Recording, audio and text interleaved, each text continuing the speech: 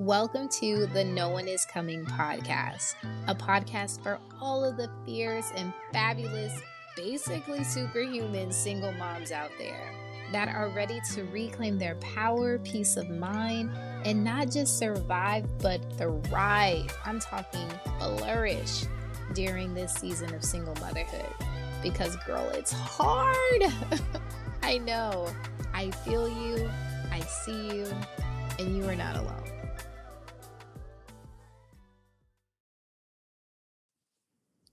OMG.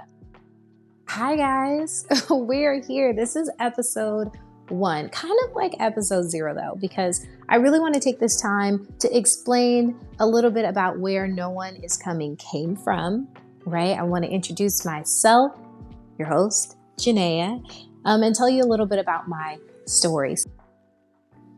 So, once upon a time, back in 2017, your girl was broke and broken, is how I'd like to kind of phrase that.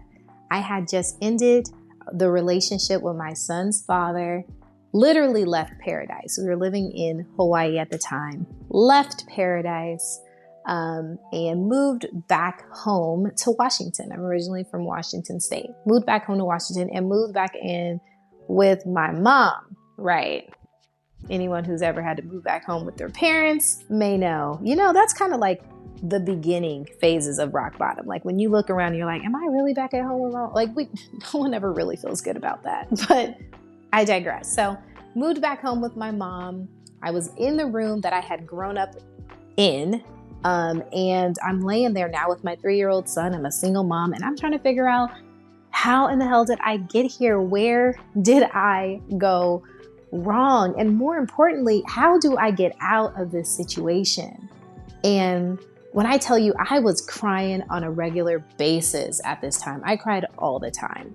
And if you've had your heart broken, if you've been cheated on, which was my situation, then you can kind of understand the emotional roller coaster that you go through. Not only are you kind of mourning the loss of that relationship, but you have all of these other, I don't know, like self-doubt, your self-worth kind of takes a hit, your confidence takes a hit, like all of these things happen. You all of a sudden have insecurities that you didn't even have before. Like you go through a lot. And so you're trying to deal with all of that. And now you're also dealing with being a single parent because this is new territory, right? Never done that before.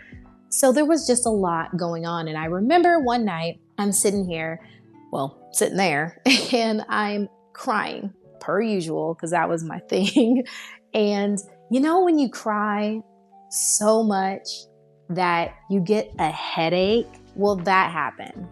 I was crying, boo-hooing my little eyes out, and I got a headache. So I couldn't even be crying about, what I was dealing with in that particular moment because my head started hurting and it was like really throbbing. I think this was my body's way of trying to tell me like, girl, we're done. We're done here. Get it together. So I get up, I go downstairs, I go to my mom's room and I'm like, oh my gosh, Mom, I have a headache. Can I get some Tylenol? And she was like, I don't have any Tylenol. And now I'm sad with a headache and a little irritated. Like, what? You don't have any Tylenol? I always kept Tylenol at my house. And I said out loud, she could see it on my face, my irritation. And I said, as I turned around and I'm walking out, like, who doesn't have Tylenol? What house doesn't have Tylenol? And as I'm going through the kitchen to head back upstairs, I hear my house. Again, if you've ever had to move back home with your parents, it's just the way that you remember it, right? It's the same exact way it was when you were growing up. Your parents don't change. You grow up, you think you're grown now, but it's still their house. And she reminded me of that. So I went upstairs and, I was kind of huffing and puffing and just upset and irritated. And I really did have a light bulb moment. And it was like these two paths kind of just showed up in front of me. It was like, Janaia, you can either stay where you are and you can keep feeling the way you're feeling and reliving the moments of, just what's causing you to be so upset. Or you can get up. You can get up. And that is really where this whole idea of no one is coming came from. At that particular moment, I had no idea that I would be where I am now. I had no idea this podcast would exist. I had no idea that I would have helped as many women that I have helped along the way. But I did know that no one was going to come and save me. And there was this almost fundamental understanding that happened for me then. And I live by it now. And you can borrow it if you'd like, if it makes sense for you. But it really is a fundamental understanding of life. And that is that your life is your responsibility. Your life, your happiness, your success, your health, it's your responsibility. It's no one else's responsibility. If you are overweight, or maybe you go to the doctors and they just give you a diagnosis and you have high blood pressure, or maybe you're a diabetic, right? Or borderline diabetic. Like, it could be coming up soon if you don't make some changes. They've given you the information. You can reflect, what you're doing, what you're not doing, right? And it's up to you. It's not up to the doctor. It's up to you in order to make the changes. That goes for everything in your life. A harsh reality, but a reality nonetheless, is that all of those things, your life, your happiness, your success, your fulfillment, your joy, your health, all of those things, they're nobody else's priority because everyone is the main character in their own story. So you can't be their main character. So what's going on in your world, it may matter to some, right? The people that love and care about you, your friends, your family, your partners, whatever the case may be, your children, they care about you and they support you. But you're not the main character in their story. You're just a supporting cast member.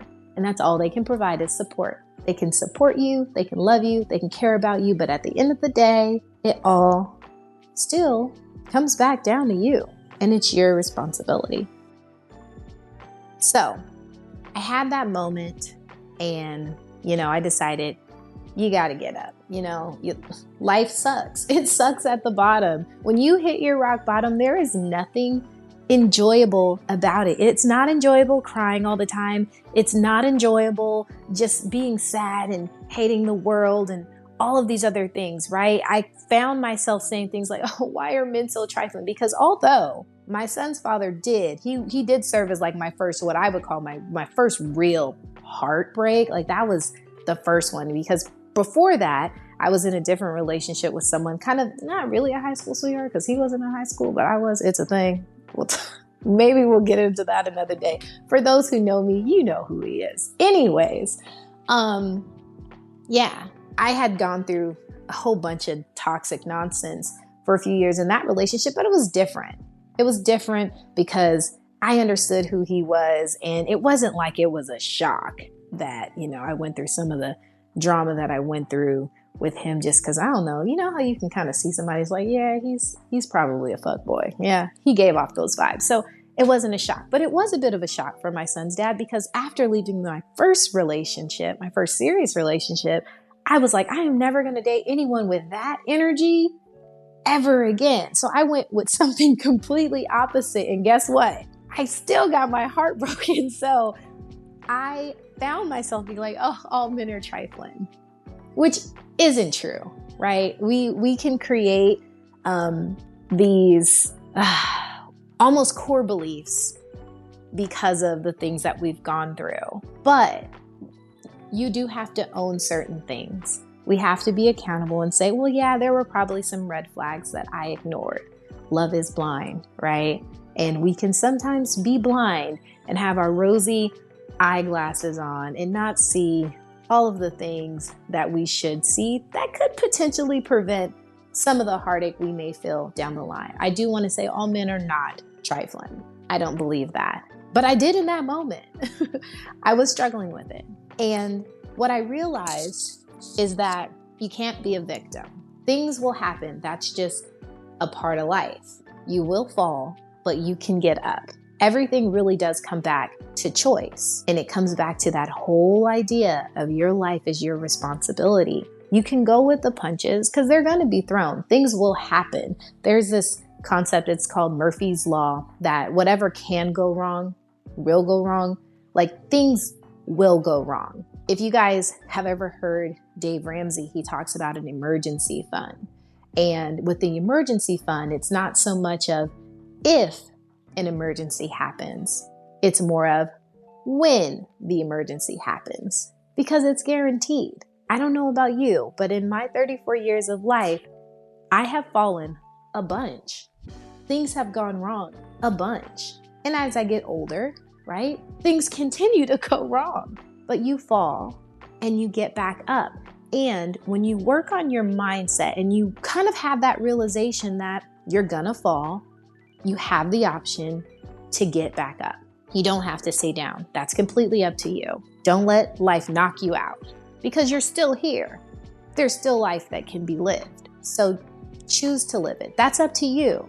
It's your choice. But when you choose to get up and you choose to kind of work on your mindset and have what they call as a growth mindset, then you realize that all of the times that you fall or that you fail, they're not really failures. I like to look at them as more delayed gratification because they're lessons that you've learned. And it's almost like you're putting your reps in so that you can get stronger. Because let me tell you, I told you guys about the multiple failed relationships, right? And yeah, they could be looked as failures, but I look at them as lessons learned because the woman that I am today is completely different than the woman that I was then. The way that I carry myself, the fact that I had completely allowed my self-worth and my confidence to be wrapped up into those relationships that when they ended, they were shattered. My self-confidence was shattered. And I remember looking in the mirror and like, girl, what happened? Like, you've always had that juice. And no, it didn't take his validation for you to have it. You had it before he was in the picture and you have it now. I learned that lesson. So I carry myself differently. You can learn the lessons from the falls, from the fail. Like, once you learn certain things, once you learn the lessons, you don't lose them. They're yours. No one can take that from you. So yeah, this part of it may not have been a success, and that's okay.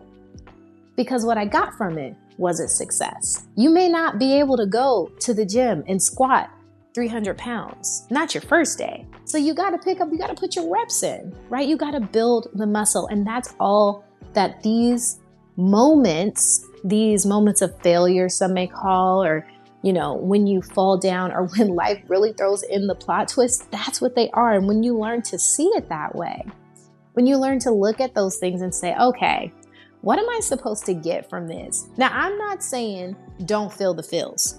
Absolutely feel the feels because you're human. You're going to be upset. You're going to be angry. You're going to be sad when things don't go the way that you want them to. And that's okay. Feel them. Trust me. I have down days too. When things aren't going the way I want them to go, it sucks. But you can't stay there. You have to get back up. Actually, let me rephrase that. You don't have to. I used to hear growing up, you don't have to do anything but stay black and die. Well, and now as an adult, stay black and die and pay taxes, because that also is very true. But you don't have to. You can choose to, though, because again, your life is your responsibility. You guys are going to get so tired of hearing me say that, but it's so true. And I really would like for it to resonate, because once I figured that part out, it has changed the game. So my hope for you is that you choose to get up. When life knocks you down, you choose to get back up. You choose to learn the lessons. And it's okay if you got to learn them a couple times. Just keep moving forward. It's okay to fall. Just fall forward. Because in reality, we really only have control over two things. We would like to have control over everything, but we don't. You only have control over two things. You have control over your actions and you have control over your attitude. But those two things are more than enough. Your goals, your dreams, your vision, what you want for your life.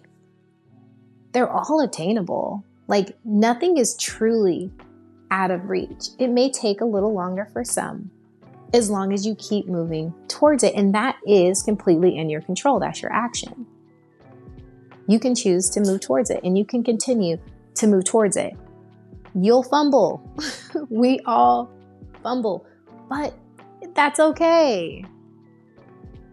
You'll keep pushing forward, and you're a whole lot stronger than you think you are. I remember when I started going to the gym, my boyfriend used to say all the time that women don't push themselves hard enough. And I'm like, what do you mean? I am so sore. And he's like, yeah, but you're not pushing yourself hard enough in the gym. Get to failure. And up until that point, well, it took a while. He said it multiple times. But one day I decided when I went to the gym, I was like, you know what? Because I really want to, get in shape. And I really want my body to look the way that I want my body to look. I want to burn a little more fat. I want to build a little bit more muscle. I ain't never had a booty for real. And, I would like to have a little more wagon in the back. It can only get so big, but I'd like it to be a little bigger. So I went to the gym, and that particular day I was like, I'm going to show him. I'm going to push myself. I'm going to see if there's really a difference, because I feel like I'd be pushing, but whatever. And I remember him saying, go to failure. And so I did. I did all the same exercises that I would normally do, but I pushed myself to failure, or almost failure, where my body literally couldn't do it anymore. Like, if I was on the abductor machine, I literally could not push my legs out anymore. If I was doing a squat or a lunge, it was like shaking. Your legs start shaking. And after that workout, I completely understood. I was like, okay, maybe I didn't push myself hard enough before. And the more that I did that, as I went back to the gym and I kept pushing and pushing and pushing, of course, you need to recover and allow your body to rest. But each time I did go and work out, I would push myself a little further. I would add a little more weights. Instead of doing 20 pounds, I'm like, I could do 30, right? And I started to get stronger. And I started to get, my muscles started to grow. I burned a little more fat. They say you build muscle, it burns fat. And I could see it. But it was because I had to push myself. Eleanor Roosevelt has this quote that I really love. It's, a woman is like a tea bag. You never know how strong she is until you're in hot water. So yes, your life isn't easy. It's not going to be easy. But that's where you're going to see how strong you really are. And I guarantee you are a whole lot stronger than you think you are. You have already made it through 100% of your worst days. That's one hell of a track record. Really think about it. Reflect on it. If you journal, write this down and really think about it. Are you better off now than you were when you experienced some of the worst things that you have gone through? Because 9 times out of 10, you are. You've grown from it. You've learned from it. And you're completely thankful for the woman that you are today. I know that I am. And it really all stemmed from that late night headache. My ridiculous mom reminded me that it was her house, not giving me no Tylenol. And truly understanding that no one was coming to save me. So I had to save myself.